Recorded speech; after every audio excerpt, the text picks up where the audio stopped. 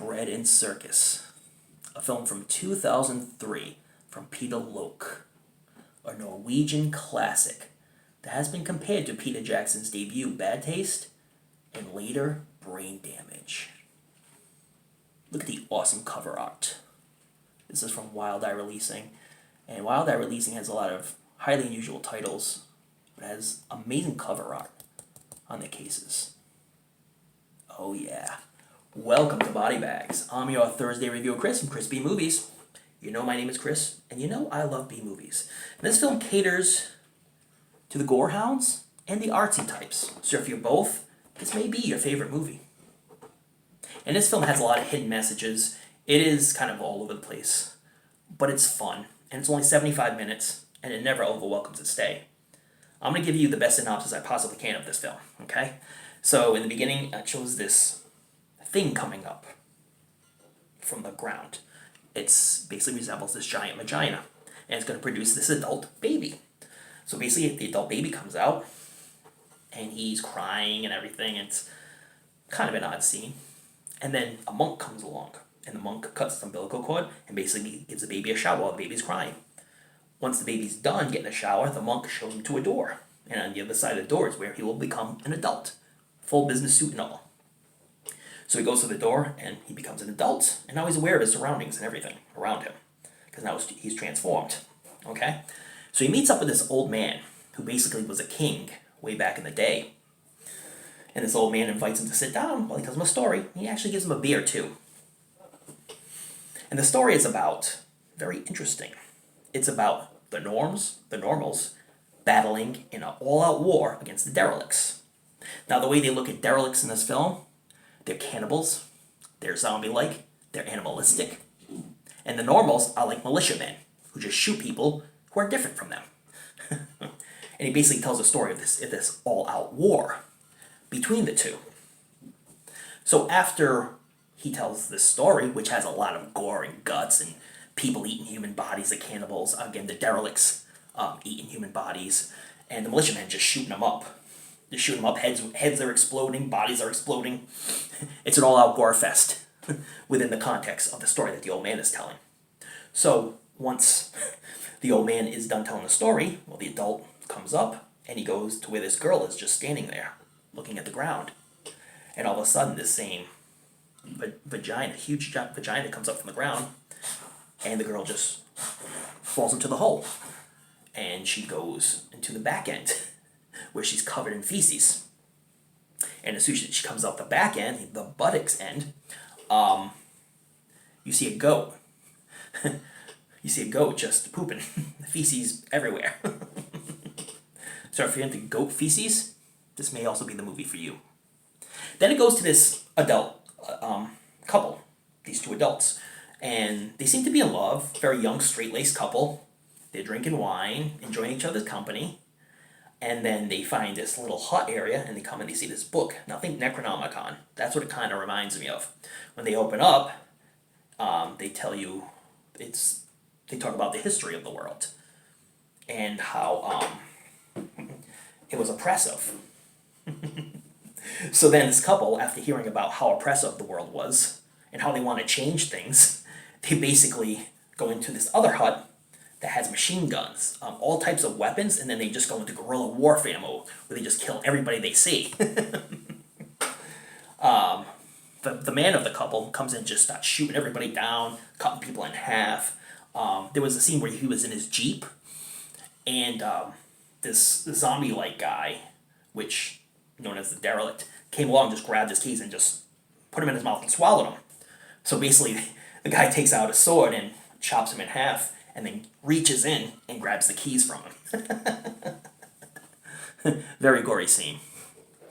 And then the girl branches off on her own, and she sees another of the norms ready to kill one of the derelicts, this young girl.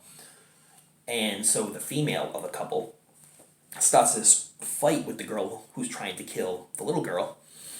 And then all of a sudden they just stop and look at each other. And then they start embracing and kissing. So the woman of the couple is now cheating on her boyfriend with another woman. And they just like hold hands, and they just travel off in the distance together, and you never see either of them again. While the man is just shooting and killing everybody, chopping people in half, and just destroying everything in sight. So it basically ends up between the Norm, the Derelicts, and this couple, all battling each other. With the couple, their idea is to rid the society of all the suppression that's going on. As wars are constantly going on in this world, they're trying to rid the world of war by just taking everybody out. And then it ends with that same guy you see that the Earth gave life to. He basically gets reborn into a world with less oppression. And that's what it basically, and that's the basic premise of this film. Now, what did I think about this film? I thought the gore was awesome. People getting chopped in half, people sliced from this way down, just sliced and diced. So it's good for the gore hounds. The gore looked realistic. Well done. Very little dialogue, but when there is dialogue, people are speaking in another language and there's no subtitles, so you don't really know what they're saying. But through their body language, you kind of get it. So that may throw some people off. But trust me, if you're a gore hound, you're not worried about stuff like that. And when there's not dialogue, which is very little dialogue, there's music, classical piano music in the background, and all type of trippy music in the background as well. So you got classical pianist music, you got trippy music in the background, and it doesn't always fit in the context of the film, but yet at the same point, it does work.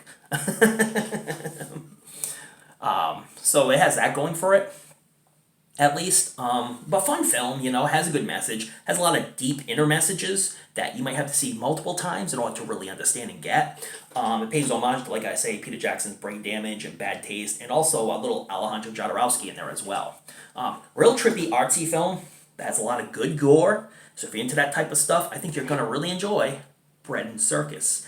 And like I say, while that releasing has a lot of great titles, so check this label out as well. The aliens in this film, there's actually aliens too, that kind of have something to do with this creature from the ground, this creature vagina that comes out of the ground and gives birth to these people. So I'll just say that. But the aliens look really cool in this film. You see them at the end, and like I say, they have the kind of like that old school alien feel to them. Yeah, but really good. But the whole picture in this film kind of reminds you of Bad Taste. Just the way it was filmed and everything, camera-wise.